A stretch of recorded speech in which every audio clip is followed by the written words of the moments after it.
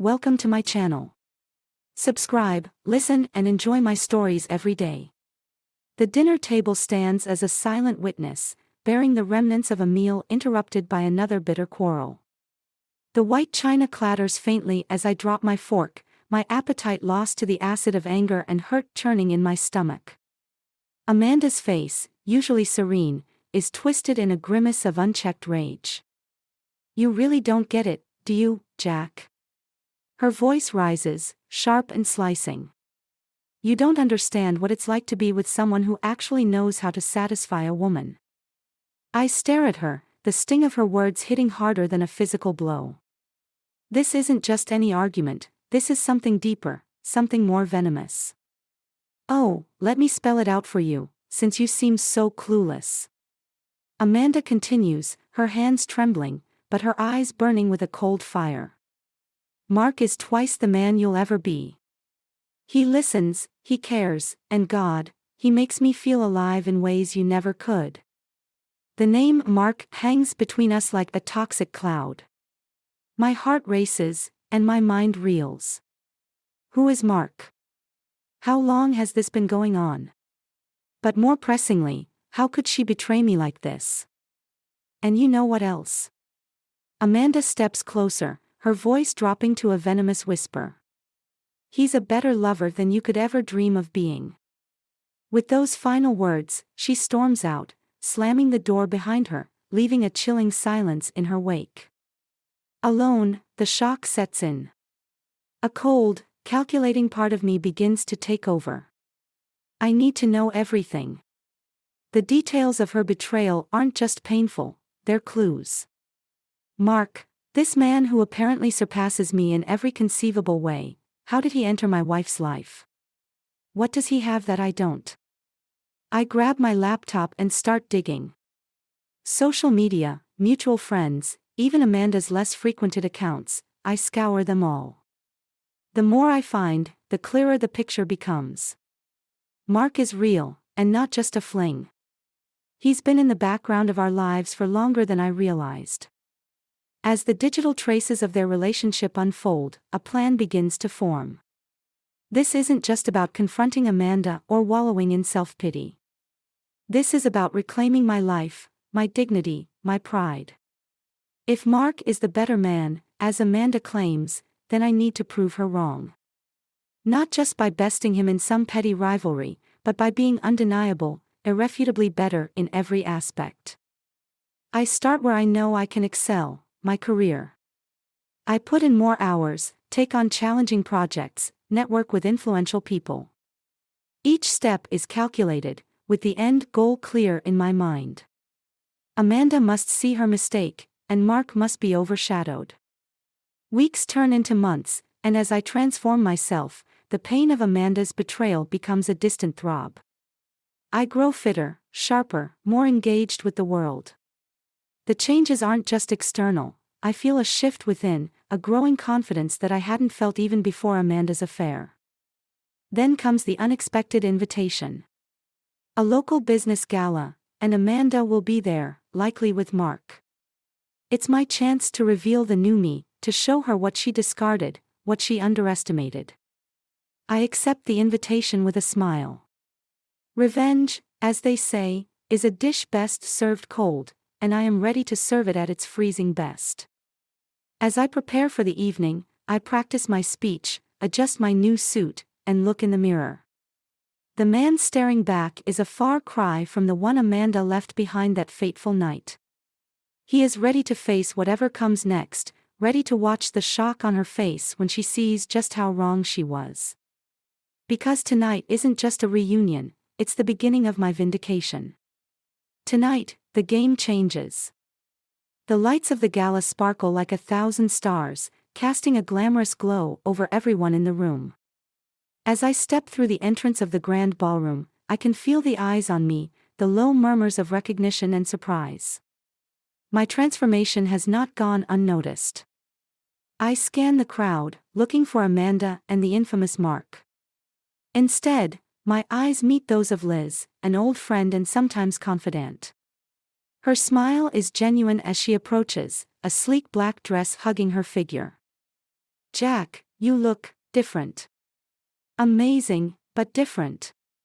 She tilts her head, assessing me with a playful glint in her eye. Thanks, Liz. A lot has changed, I reply, my voice steady despite the flutter of nerves. I'm looking for Amanda. Have you seen her? Liz's expression shifts subtly, a flicker of hesitation.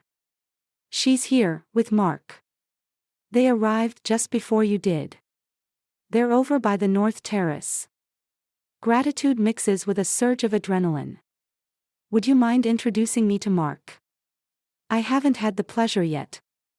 Her eyes widen slightly, but she nods, understanding the unspoken tension. Of course, come with me. As we weave through the crowd, the sounds of laughter and clinking glasses fill the air, a stark contrast to the drumming of my heart. Then, there they are. Amanda looks stunning in a deep red gown, laughter spilling from her lips as she talks to a man who must be Mark. He's taller than I imagined, with a charismatic aura that now makes perfect sense. Amanda's laughter dies abruptly as her eyes find mine. Her surprise is a tangible thing, her smile faltering, then fixing into something controlled. Mark turns to follow her gaze, his curiosity piqued. Liz, Jack. Amanda recovers first, her voice overly bright. I didn't expect to see you here, Jack. Neither did I respond smoothly, extending a hand to Mark. And you must be Mark. I've heard a lot about you.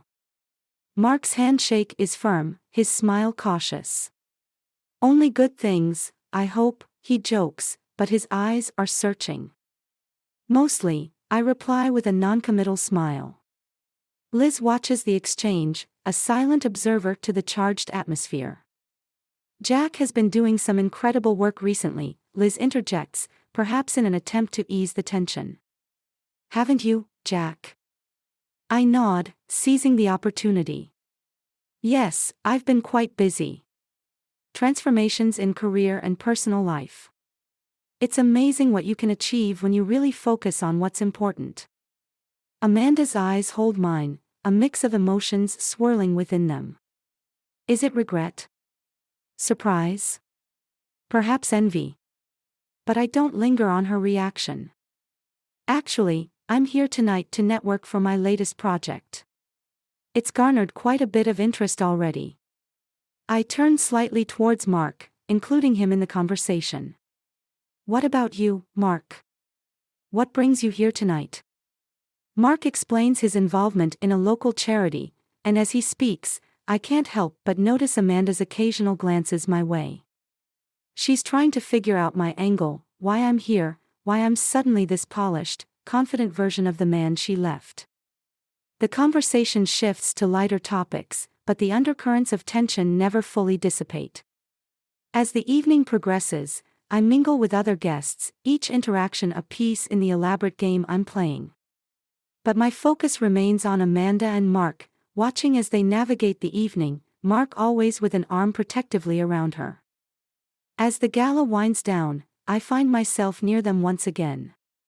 It was good to meet you, Mark, I say, offering a polite nod. Amanda, always a pleasure. Their responses are cordial, but as I walk away, a smirk tugs at my lips. Tonight was just the opening act. The real performance is yet to come. I'm not just going to win this game. I'm going to redefine it.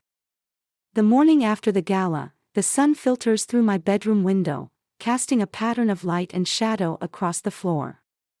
I sit at the edge of the bed, a coffee in hand, replaying the events of last night. The gala was just the beginning. The real challenge starts now. As I prepare for the day, my phone buzzes with an unexpected text.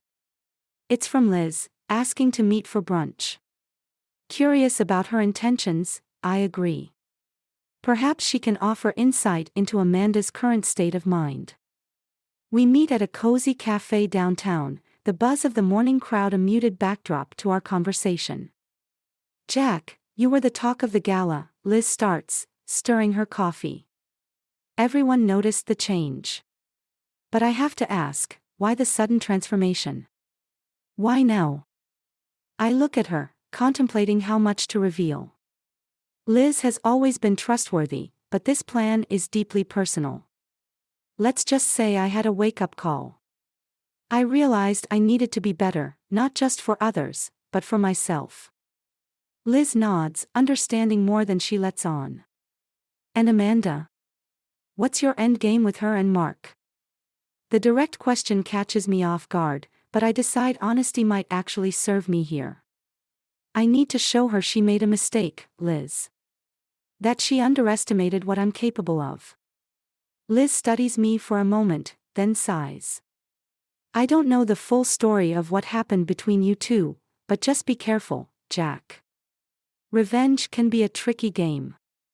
I acknowledge her warning with a nod, but my resolve remains firm.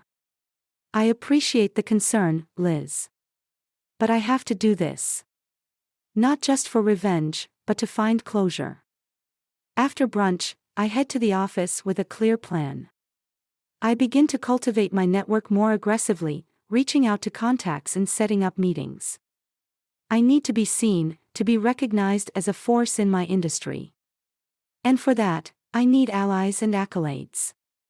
Days turn into weeks, and my efforts start bearing fruit. Invitations to speak at conferences, offers to collaborate on high-profile projects, and even a few awards nominations come my way. With each achievement, I make sure Amanda hears about it through our shared connections. One afternoon, as I leave a meeting, my phone rings. It's Amanda. Surprised, I answer, trying to keep my voice neutral. Jack, we need to talk, she says without preamble, her voice strained. About what, Amanda? I ask, even though I can guess the reason for her call. It's about everything, about us, about what's been happening. Can we meet? Just the two of us. The invitation is unexpected, but it plays right into my plans. All right, Amanda. When and where? Tomorrow evening. The park where we used to go for walks. 6 p.m. Okay, I'll be there, I reply, a mixture of anticipation and victory swirling within me. As I hang up, a smile spreads across my face. This is it, the opportunity I've been waiting for. Whether this meeting brings closure or opens new doors, I'm ready for it. I'm not the same man Amanda walked away from. And it's time she realized that, too. Tomorrow, at the park, I'll face her. And I'll show her just how much I've changed, how much better I am. This isn't just about proving her wrong anymore. It's about closing a chapter of my life that I've outgrown. And I'm ready to turn the page. The park is bathed in the golden hues of the setting sun as I arrive, casting long shadows over the familiar paths where Amanda and I once walked side by side. The air is crisp, tinged with the scent of the nearing autumn. I find her sitting on a bench near the pond, her silhouette poised against the reflective water. As I approach, Amanda stands, her movements hesitant. The last rays of the sun catch in her hair, igniting fiery strands like embers. For a moment, I'm reminded of the countless evenings we shared, just like this one, lost in conversation and laughter. But that feels like a lifetime ago. Jack, she starts, her voice lower than I remember. Thank you for coming. I nod, keeping my expression carefully neutral. You said we needed to talk. So, let's talk. Amanda takes a deep breath, then lets it out slowly. I've been doing a lot of thinking, about us, about everything that's happened. I know I hurt you, and I'm sorry, truly sorry, for everything. Her apology hangs between us, and for a moment, I'm tempted to soften, to let the past be the past. But I need to stay focused. Why now, Amanda? After all this time. She looks away, her hands clasped tightly in front of her. Because I've realized something important. When I met Mark, I thought he was the answer I was looking for. That he could give me what I felt was missing. But I was wrong.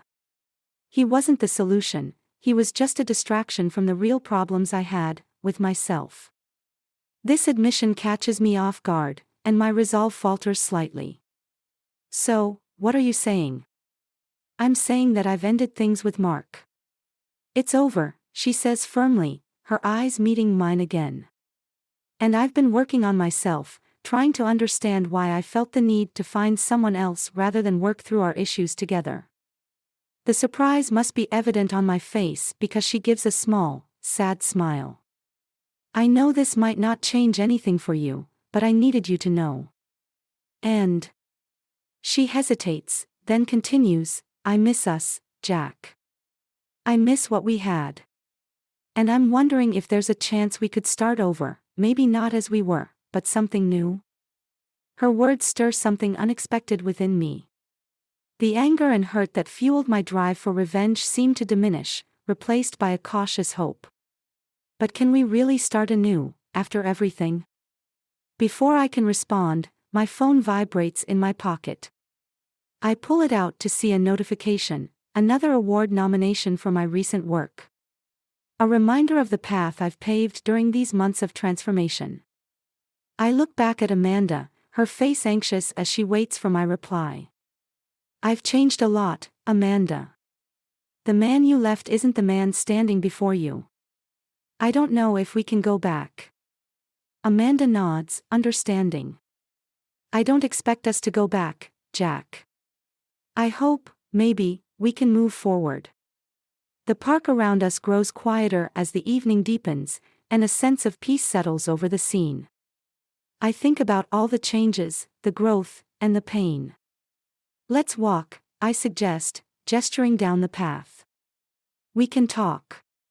We can see where things go. No promises, just a possibility. As we walk, the first stars appear in the twilight sky, and a weight lifts from my shoulders. Whether this leads to reconciliation or merely closure, I realize this is exactly where I need to be. In this moment, with the past receding and the future an unwritten page, I understand that sometimes, the best revenge isn't a dramatic showdown or a bitter victory. It's finding the strength to move forward, to forgive, and possibly, to start anew.